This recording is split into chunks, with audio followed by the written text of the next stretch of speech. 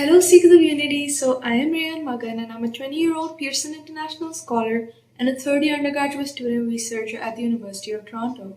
I'm really grateful to be a part of this community of seekers where, in hopes for emergent unity, we all come here to share and express our identities in this communal dialogue exploring philosophical mysticism. As you can see, I bring my own religious identity to the table, currently recording this from my home in India. It was actually Diwali today, so happy Diwali. And I wanted to bring some intimately shared pieces of cultural knowledge on the topic of how our personal identities and egos might not really be that bad after all.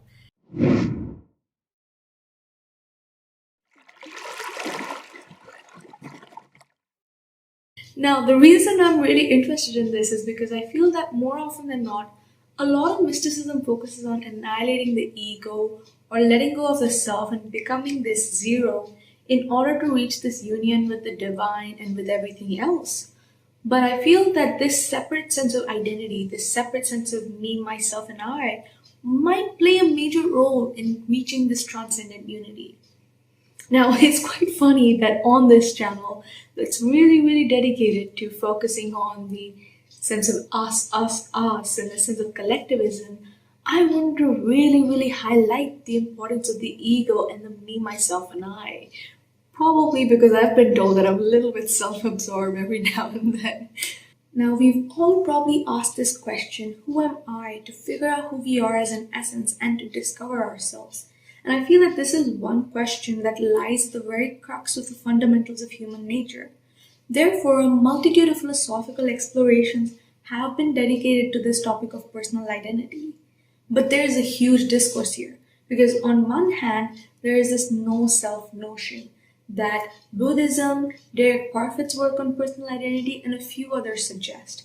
While on the other hand, us Hindus have been obsessed with identity, the identity of the self, the identity of the divine, because we end up identifying the divine nature in these anthropomorphic idolatry based images, these egos.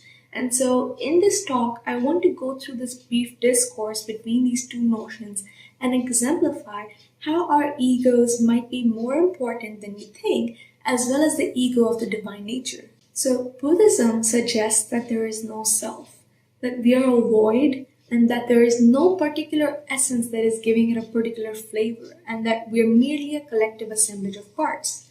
This is something that Nagasena argues in Milinda Panna in his questions to King Milinda. The conclusion that is derived is that our self is analogous to that of a chariot, and that just like the chariot is a mere collective assemblage of parts and there is no particular essence to it, we also don't have a particular essence. And this is the non-self view. This is similar to works of Derek Parfit, which goes through a huge fusion experiment to, in the end, only exemplify that personal identity is given special significance only because of the value that we assign to it. And it doesn't really matter. We shouldn't care about the egoistic self and to believe that we have this distinct nature. And therefore, we can be transcendent and unite with everything without wanting to have this distinct self. On the other hand, us Hindus have been obsessed with identity, the identity of the self as well as the identity of the divine, by putting the divine in these egos, these idolatry based anthropomorphic forms, to embody it in a certain form so that we can hold it. And so this discourse is quite in two opposite directions, and I wanted to go through this in this talk in order to exemplify how our identities, our own, as well as the identity of the divine, might be a better way to look at the world rather than the no self view. So, the way I describe the essence to be is that it's the whole that's greater than the parts of something. It is something that's giving it a flavor. For example, the spirit of fighting. None of the parts can define what fighting is. You can argue with your mouth, or you can actually take a sword and go to fight. But there is a very particular essence to what fighting entails.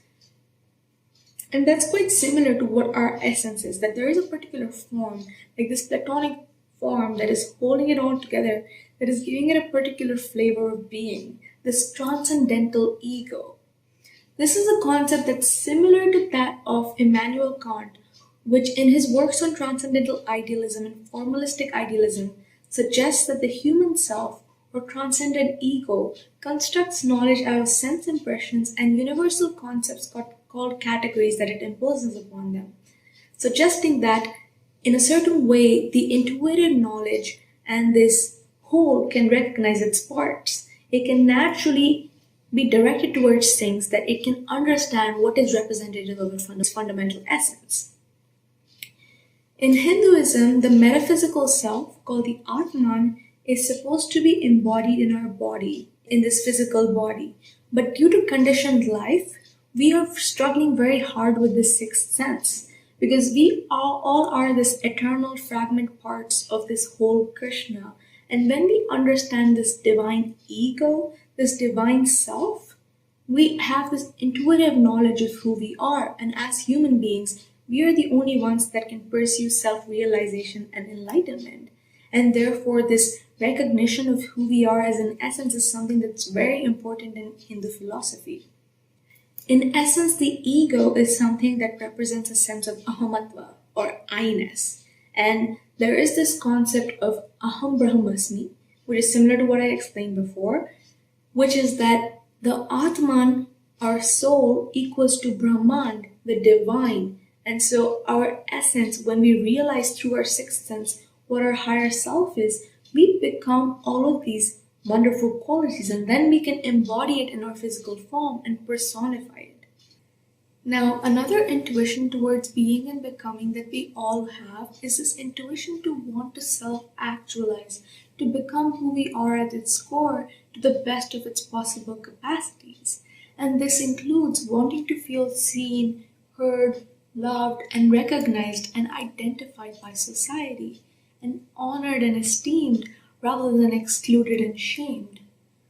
Developmentally, growing up, I always felt this sense of social exclusion and not fitting in, and due to a lot of bullying and mockery, I had a really poorly developed sense of self and a poor implicit self concept, leading me to feeling this sense of toxic shame.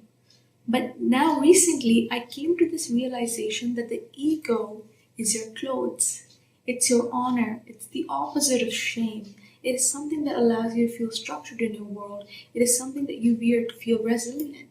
So, this is a metaphor that I like to use in terms of describing how our egos are very important, and developing this strong sense of self is really important. Because Charles Cooley suggested that in his looking glass self, how we're seen by society, how we're perceived, is how we base our sense of self. Our identities and how we're seen is almost indistinguishable. So, a sense of belonging, a sense of love is very important in developing who we are to the fullest. And it is known that we always tend to fall in love with people that make us a better version of who we are, which again falls into this realm of this developmental quest towards self actualization. And so, a sense of belonging is very responsible for our identities and to develop ourselves to the fullest, and to feel loved and honored and embraced, as well as who we love, who do we belong to, where do we belong, what belongs to us. These are all definitive in our identities. In Hindi, we have this word called Divani, which is this sense of transcendental intuitive madness, losing your mind when you fall in love. And I think in English too, you say that you're mad about somebody, like literally crazy. And you can transcend space and time through that. You can feel somebody's essence, somebody's soul, and reach this divine state through this process of love. And through devotion, through love, can we only touch God. And that's the reason us Hindus are obsessed with identifying God in these forms and putting them in these crazy images, and animating the natural world and seeing something so magical behind the scenes. Because the only way you can touch God is by making images, even though it's not the ultimate. And the only way you can touch and embrace another human being is through their physical body. Since us Hindus are obsessed with identifying the divine in these egos by putting them in these idolatry-based images, and also believing that the name of God is greater than God Himself because that's God's identity or ego, our identities similarly crave recognition, They want to feel seen and heard, and we all want to feel embraced for who we are. But don't we have to show ourselves to be seen? We have to authentically express ourselves in the world without shame, without fear, to feel seen and embraced for who we are. Therefore, developing a strong sense of self and having a strong ego is very important. If anything, art and creative expression is driven by ego, by ambition, by passion, by wanting to show yourself to the world. Actually, my very dear Professor Gerald Kopchik told me that ego is a collection of skills, self is the ego of which I'm aware, and identity is the ego that myself approves of, suggesting that in our developmental quest towards becoming our best selves, we all want to understand our talents and utilize it to the best of our capacities and to express ourselves in the world and do it very authentically. Therefore, our self interest, in essence, might not really be that bad after all. To serve ourselves might actually be pretty good. Because Dostoevsky would say is that your worst sin is that you've destroyed and betrayed yourself for no reason. And so, serving your spirit and serving your essence and self affection is something that we should all begin with and slowly try to express ourselves authentically in the world to feel embraced. Because I feel like in today's age, the anonymous or the robopath arise. Authentic self expression is a very rare sight, and almost nobody knows who they are. Actually, a theory that I really like through developmental psychology is this theory of positive disintegration by Dabrowski, which includes this concept of overexcitabilities.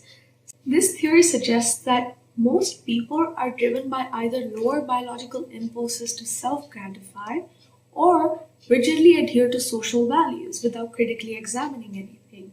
And the people that are driven by these lower biological impulses hold this sense of dog eat dog mentality, who are driven by competition and wanting self advancement over anything, the kind of ego that is seeking to self gratify. On the other hand, there's another type of ego where these people are completely just letting go of their individuality and becoming robopathic, and that their ego has no distinction. But the ego that I'm trying to talk about today is the ego of trying to realize your underlying essence and to try to become our true selves to the best of our capacities, which includes letting go of pleasure, letting go of this urge to self gratify, and critically examining society, and then honoring your own values for what you believe in. And then not being afraid to speak up and share yourself in the world and authentically express yourself. Lastly, as we're all trying to seek unity, I hope we all feel courageous enough and free enough and open enough to be who we are in the world and express ourselves authentically without worrying about the ego. Hopefully by now the worry is gone. In the end, I just wanted to publicize my research study that I'm conducting this year on the aesthetic experiences of self-realization and self-transcendence, which includes the topics that I discussed in this talk, and I really wanted to gather some information on how people relate to art and aesthetic experiences and how it contributes to their own identity and feeling this sense of transcendent connection with other people. If any of you have a few moments to spare, which could be almost an hour, please leave your contact information in the link in the description. I will personally reach out to you for an interview and I hope that you will be available for that. Thank you so much and have a good day. Bye.